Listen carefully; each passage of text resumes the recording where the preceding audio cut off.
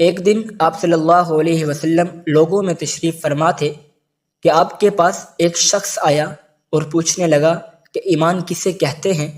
آپ صلی اللہ علیہ وسلم نے فرمایا کہ ایمان یہ ہے کہ تم اللہ پاک کے وجود اور اس کے وحدانیت پر ایمان لاؤ، اور اس کے فرشتوں کے وجود پر، اور اس اللہ کی ملاقات برحق ہونے پر، اور اس کے رسولوں کے برحق ہونے پر، اور مرنے کے بعد دوبارہ اٹھنے پر ایمان لاؤ۔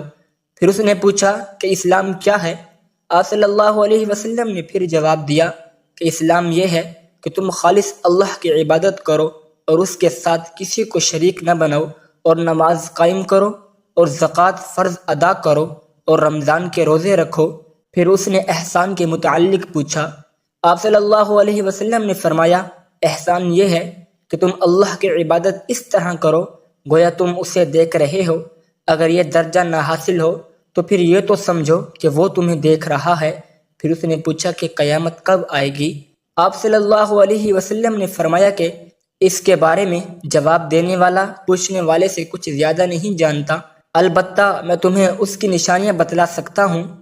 وہ یہ ہیں کہ جب لونڈی اپنا آقا جنے گی، اور جب سیاہ اونٹوں کے چرانے والے دیہاتی لوگ ترقی کرتے کرتے مکانات کے تعمیر میں ایک دوسرے سے باسی لے جانے کی کوشش کریں گے۔ یاد رکھو، قیامت کا علم ان 5 چیزوں میں ہے جن کو اللہ کے سوا کوئی نہیں جانتا۔ پھر آپ صلی اللہ علیہ وسلم نے یہ آیت پڑھی کہ اللہ ہی کو قیامت کا علم ہے کہ وہ کب ہوگی، آخر آیت تک۔ پھر وہ پوچھنے والا پیٹھ پھیر کر جانے لگا۔ آپ نے فرمایا کہ اسے واپس بلا کر لاؤ۔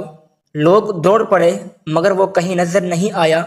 آپ صلی اللہ علیہ وسلم نے فرمایا کہ وہ جبرائیل علیہ السلام تھے جو لوگوں کو ان کا دین سکھانے آئے تھے۔ امام عبداللہ بخاری فرماتے ہیں کہ آپ صلی اللہ علیہ وسلم نے ان تمام باتوں کو ایمان ہی قرار دیا ہے۔